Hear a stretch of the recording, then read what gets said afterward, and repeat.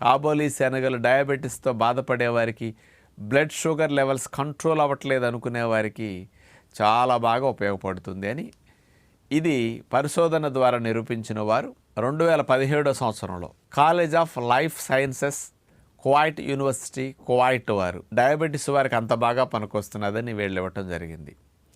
ఇంకొక బెనిఫిట్ ఏమిటంటే ఈ ప్రోటీన్ హై ఫైబర్ కాంబినేషన్ వల్ల ఇందులో ఉండే peptide YY glucagon like peptide ఇవన్నీ కూడా కాంబినేషన్ బాగా ఉండటం వల్ల ఇది ఇన్సులిన్ ఉత్పత్తిని బాగా పెంచుతున్నది అని తెలియజేశారు.